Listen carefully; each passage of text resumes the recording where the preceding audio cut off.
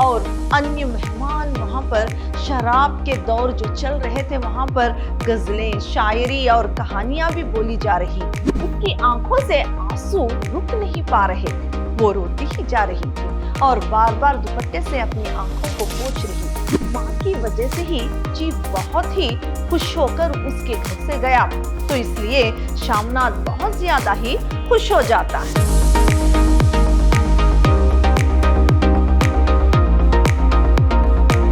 प्रणाम, मैं Rihanna S, अति उत्तम विद्याश्रम की हिंदी प्रवक्ता। मेरे सेकेंड पीयूसी के जितने भी विद्यार्थी हैं, फिर से मेरी कक्षा में आपका स्वागत है। पिछली कक्षा में मैंने आपको चीफ की दावत जो पाठ है उसके बारे में जानकारी दी थी और आज हम आगे की जानकारी प्राप्त करेंगे। पिछली कक्षा में आपका पाठ यहां तक हो गया था, जबकि शामनाथ अपनी माँ से कहता है कि चूड़ियां वूड़ियां पहन लो, तो माँ कहती है कि मेरे सारे जेवर तुम्हारी पढ़ाई के लिए बिक गए। तो यहां पर शामनाथ क्रोधित हो जाता है और वो कहता है कि अगर आपके जेवर बिके हैं तो मैं कुछ तो बनाऊं, और जितने जेवर तुम्हारे बिक गए थे उससे ज्यादा बनवा कर दूंगा।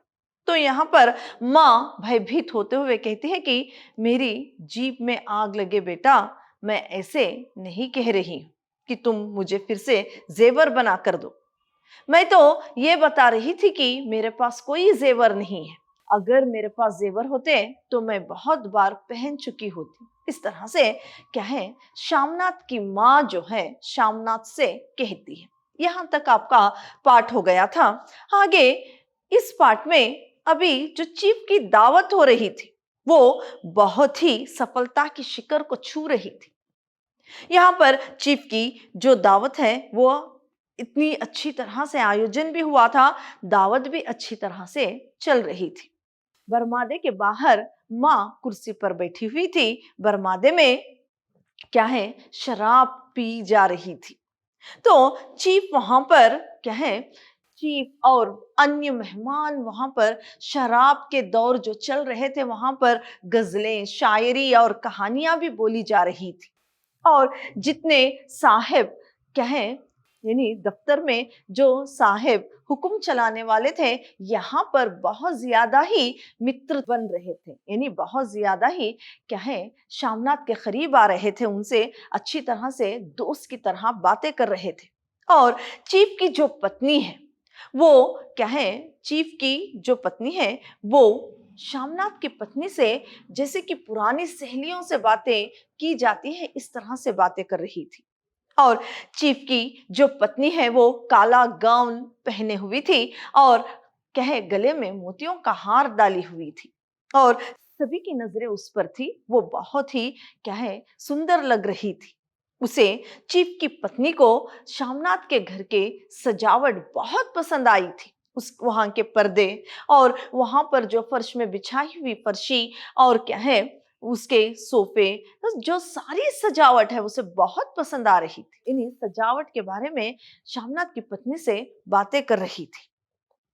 तो इसी तरह से जो 10:30 बज गए थे, यानी जाम जो शराब का दौर चल रहा था वो इसी तरह से चल रहा था। शराब पी जा रही थी, कहानियां और क्या है, शेरो शायरी हो रही थी। तो इसमें 10:30 बज गए थे। सभी खाने के लिए बरमादे में इन्हीं खाने के लिए जा रहे थे। तो बरमादे के बाहर सहसा शामनाथ की क्या है, दृष्टि अटक जाती है, यानी दृष्टि वहां पर टिक जाती है। वो चौंक उठता है क्योंकि जो माँ है, बरमादे के बाहर जो माँ बैठी हुई थी बाहर अपनी कुर्सी पर, ज्यों की त्यों बैठी थी, मगर दोनों पांव कुर्सी की सीट पर रखे हुए और सिर दाएं से बाएं और बाएं से दाएं झूल रहा था और मुंह में से लगातार गहरे खर्राटे की आवाजें आ रही थी। देखिए, शामनाथ की माँ, बूढ़े बूढ़ों को नींद जो है बहुत ज्यादा ही आ जाती है। तो 10:30 बज गए थे। माँ बाहर जो बैठी हुई थी, शामनाथ पहले ही कहा चुका था कि उसे पैर जो है कुर्सी पर ना रखकर बैठे, लेकिन अभी जो बूढ़ों को नींद जो ज्यादा आ जाती है और माँ इतनी देर तक पांव जो है चेहरों से लटकाए हुए ठीक से बैठ नहीं पाती थी। यानी अभी वो बूढ़ी हो गई थी तो अपने दोनों पैर जो है कुर्सी पर रखते हुए त्यों ज्यों के त्यों बैठी हुई थी। उसे कुछ नींद की खुमारी आ गई थी, यानी उसे नींद आ गई थी। उसका सर जो है दाएं से बाएं बाएं से दाएं झूल रहा था। कभी बाएं अगर कुछ देर उसका सर टिक जाता तो वो जोरों के घर्राटे भरने लगती और उसके सर से दुपट्टा जो है निकल गया था और उसके अर्ध गंजे सर पर थोड़े से बाल जो है बिखर गए थे और माँ इसी तरह से बैठी हुई थी। सारे लोग वहां पर आते हैं, माँ की ओर देखने लगते हैं। कुछ मेहमान जो स्त्री वहां पर जो मेहमान आ गए थे जिनमें से स्त्री थे वो सब हंसने लगती है और चीफ क्या है माँ को देखने लगते हैं। और शामनाथ तो आश्चर्य में पड़ते हुए उनकी दृष्टि वहीं पर अटक जाती है। उनका मन ऐसे चाहता है कि माँ को क्या है अभी धक्का देकर उठा दे और उसे कहें उसे कमरे में धक्का देकर इन्हीं उसे बंद कर दे। इस तरह का उनके मन में जो है क्रोध आ जाता है माँ को देखकर। देखिए बूढ़ी माँ, जबकि बूढ़ों का इतना ज्यादा ख्याल रखा जाता है, अभी शामनाथ के मन में अपनी माँ के प्रति ऐसे क्रोध और क्या है वो उसके मन में ये भी इच्छा हो जाती है कि उसे धक्के देकर उसे उठाया जाए और उसे क्या है कमरे में ठेल कर यानी ठेल कर उसे बंद कर दिया जाए। ऐसी मन में उसकी क्या है क्रोध उत्पन्न हो जाता है। लेकिन यहाँ पर चीफ जो है वो उसकी ओर देखने लगते हैं। सारे जो मेहमान थे उनकी हंसी की आवाज से माँ की नींद टूट जाती है। माँ हड़बड़ाते हुए उठ खड़ी होती है और अपने पल्लों को सीधा करने लगती है और क्या है शर्म के मारे जमीन की ओर देखते हुए खड़ी हो जाती है। चीफ जो है क्या है हंसते हुए माँ की ओर हाउ डू यू डू कहने लगता है। तो शामनाथ क्या है अपनी माँ से कहता है कि हाँ मैं ठीक हूं, मैं अच्छी हूं, इस तरह से कहो माँ। लेकिन माँ क्या है कुछ बुदबुदाए हुए खड़ी हो जाती है। मगर चीफ अपना क्या है दायां हाथ जो है अपना दायां हाथ उसके इन्हीं आगे बढ़ाता है। माँ के दाएं हाथ में जपमाला थी, इसीलिए वो दुपट्टे में अपना हाथ छुपाते हुए चीफ के सामने अपना बायां हाथ क्या है देती है। चीफ बायां हाथ क्या है इन्हीं हिलाते हुए माँ से हाउ डू यू डू कहते हैं। यहाँ पर शामनाथ कहते हैं कि अपना दायां हाथ चीफ को दो, लेकिन माँ जो है जपमाला क्या है हाथ में होने की वजह से वो अपना बायां हाथ ही देती है। लेकिन चीफ फिर भी हंसते हुए माँ के बाएं हाथ को अपने दाएं हाथ में लेकर हिलाते हुए हाउ डू यू डू कहते हैं। तो यहाँ पर शामनाथ माँ से कहते हैं कि आप उनसे हाउ डू यू डू कहो। तो यहाँ पर माँ जो है उसे जो अंग्रेजी नहीं आती वो हाउ डू डू कहती है। तो फिर से मेहमान उस पर हंसने लगते हैं। तो माँ फिर से लज्जित होकर क्या है नीचे की ओर देखने लगती है। तभी शामनाथ कहते हैं कि मेरी माँ जो है माँ क्या है माँ जो है वो गांव की रहने वाली है। तो क्या है शामनाथ कहते हैं कि मेरी माँ गांव की रहने वाली है, उम्र भर गांव में रही है। तो यहाँ पर शामनाथ कहते हैं कि मेरी माँ जो है वो गांव की रहने वाली है, उम्र भर उसने अपना पूरा जीवन गांव में बिताया है, उसे क्या है ठीक से अंग्रेजी बोलने नहीं आती, इस तरह से कहते हैं। लेकिन क्या इन्हीं यहाँ पर चीफ उस समय क्या है सब कुछ संभालते हुए माँ से हंसते हुए ही बात करते हैं। फिर क्या है यहाँ पर जब शामनाथ चीफ से कहते हैं कि माँ गांव की रहने वाली है, तो क्या है यहाँ पर चीफ को गांव के लोग बहुत पसंद थे। वो बहुत ज्यादा ही खुश हो जाते हैं और कहते हैं कि गांव के लोग जो कहें जो गाने गाते हैं मुझे बहुत पसंद है। तो माँ से गांव का कोई गाना सुनाने के लिए कहते हैं।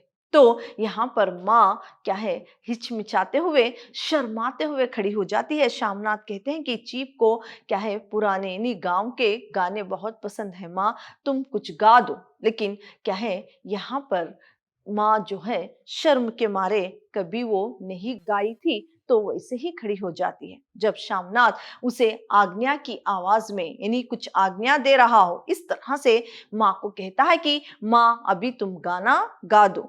अब जो है माँ कुछ कहने के लिए उसे नहीं बनता। वो गांव का जो गाना है, जो विवाह में गाया जाता है, उसके जो 3 लाइन वो गाती है और फिर क्या है वहां पर खड़ी हो जाती है। तो सब लोग माँ का जो गाना सुनते हैं, तालियां पीटने लगते हैं। और यहाँ पर शामनाथ को भी कुछ गर्व का एहसास होता है। सब लोग तालियां जो है पीटना बंद कर देते हैं, लेकिन चीफ अभी भी तालियां पीटने लगा था, क्योंकि उसे वो गाना बहुत पसंद आया था। फिर गांव के लोग जो फुलकारी करते हैं उसके बारे में बातें होती है। उसके बारे में चीफ को शामनाथ ठीक से नहीं बता पाते, तो माँ से कहते हैं कि पुरानी फुलकारी का कोई कपड़ा हो तो लेकर आओ।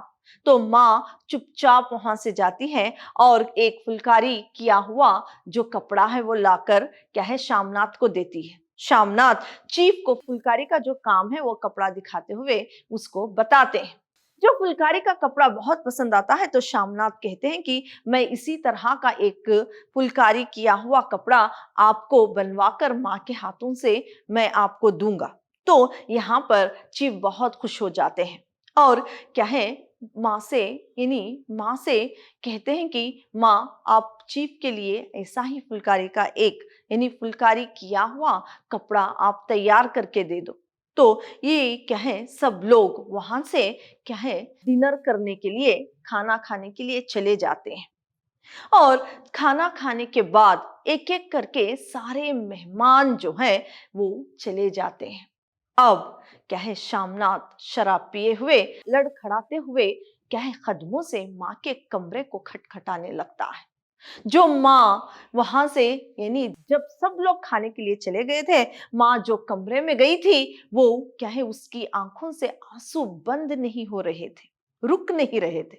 वो रोते ही जा रही थी, क्योंकि जो उसने क्या है नींद में जिस तरह से घर्राटे भरे थे, सब लोग उस पर जो हंसे थे, इसको याद करते हुए उसकी आईनी वो अपने आप में ही कोस रही थी। क्यों उसको नींद आ गई, उसकी आंखों से आंसू रुक नहीं पा रहे थे। वो रोती ही जा रही थी और बार बार दुपट्टे से अपनी आंखों को पोंछ रही थी।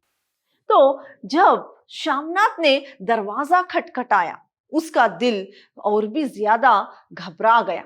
वो क्या है दरवाजा खोलती है, तो यहाँ पर शामनाथ जो है माँ को आलिंगन में भरते हुए वो अम्मी इस तरह से वो बहुत ही खुश हो जाता है और माँ को गले लगा लेता है।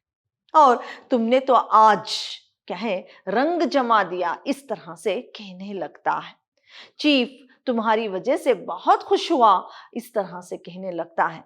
जब शामनाथ क्या है बहुत खुश होकर अपनी माँ को आलिंगन करते हुए यानी बाहों में भरते हुए कहता है कि ओ अम्मी तुमने तो आज रंग ला दिया, इस तरह से कहने लगता है।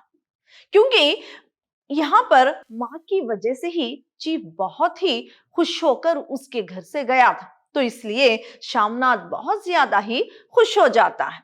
तो माँ जो है मैं इन्हीं कहता है कि तुम्हारी वजह से आज चीफ जो है बहुत खुश होकर यहाँ से गया है। और माँ इन्हीं अपने बेटे को कहती है कि बेटे मुझे हरिद्वार भिजवा दो, बहुत दिनों से मैं तुम्हें कह रही हूँ। तो यहाँ पर शामनाथ फिर से क्रोधित हो जाता है और अपनी भावों को माँ के शरीर से अलग करते हुए कहता है कि आज तुमने फिर से ऐसी बातें ऐसी जिद करना शुरू कर दिया। फिर वो कहते हैं कि हाँ, चीफ को फुलकारी बनाकर देने का जो वादा किया है, तो आपको फुलकारी बनानी है और तुम क्या है हरिद्वार जाने की बात कर रही हो। तो यहाँ पर माँ कहती है कि तुम बहू के साथ चाहे जैसे रहो, खुश रहो बेटा, मुझे जो जीवन का कुछ समय बचा है उसमें मैं हरिद्वार जाकर क्या है भगवान का स्मरण करना चाहती हूँ, मैं अपना जीवन वहां पर बिताना चाहती हूँ। लेकिन यहाँ पर शामनाथ माँ से कहता है कि नहीं, आपको फुलकारी बना कर देना है, ऐसे तुम नहीं जा सकती। माँ अगर चीफ कहें चीफ को फुलकारी तुम बना कर दोगी तो वो बहुत खुश हो जाएगा। यहाँ पर श्यामनाथ जो है अपनी माँ से कहता है कि साहेब खुश होगा तो मुझे तरक्की मिलेगी। तो इस बात पर जो है माँ बताती है कि क्या मैं फुलकारी तुम्हें बनाकर दूंगी तो क्या है चीफ जो है वो बहुत खुश होकर तुम्हें तरक्की देगा, तो मैं बनवा दूंगी, जैसे बन पड़ेगा वैसे बनवा दूंगी। क्योंकि माँ की आंखों में इतनी रोशनी नहीं थी, वो बताती है कि फिर भी मैं जैसे बन पड़ेगा वैसे बनाकर दे दूंगी, इस तरह से माँ कहती है। यहाँ पर देखिए जो माँ है श्यामनाथ इतनी ज्यादा उससे क्या है दूसरा व्यवहार करता है, इतना ज्यादा उसके मन में माँ के लिए क्रोध उत्पन्न होता है और माँ को आज्ञा देने जैसी भी बातें करता है, बिल्कुल उसका आदर नहीं करता। फिर भी माँ जो है अपने बेटे की मंगल कामना ही करती है। जब वो सुनती है कि अगर चीफ उससे खुश हो जाएगा तो वो तरक्की देगा, तो उसकी आंखों में इतनी रोशनी ना होने की वजह से भी वो कहती है कि जितना बन सकेगा फुलकारी मैं बना कर दे दूंगी ताकि बेटे को तरक्की मिल जाए। यहाँ पर इससे ये पता चलता है कि माँ जो है अपने बच्चों के लिए, जबकि वो बूढ़ी भी हो जाए फिर भी क्या है दुर्व्यवहार करने वाले बच्चों के प्रति भी जो है ये एक मंगल कामना ही रखती है, उसकी तरक्की के लिए, उसके आगे के जीवन में वो और भी आगे बढ़े ऐसी ही प्रार्थना भगवान से करती है। इससे यहाँ हमें पता चलता है माँ जो है वो क्षमा भी करती है, ये भी हमें इस पाठ से पता चलता है। जबकि श्यामनाथ से भयभीत होकर भी वो उसकी सारी आज्ञा का पालन करती है माँ, और क्या है उसके व्यवहार से दुखी भी होती है, लेकिन फिर भी उसे मन ही मन क्षमा करते हुए उसके लिए फुलकारी बनाने के लिए भी तैयार होती है, क्योंकि उसे तरक्की मिल जाए। तो यहाँ पर माँ की ममता और बच्चे जो आज के समाज में किस तरह से अपने माँ बाप के साथ सुलूक करते हैं, उनके साथ व्यवहार करते हैं, ये सारी बातों का पता इस पाठ से हमें चलता है। पाठ इतना ही था। धन्यवाद।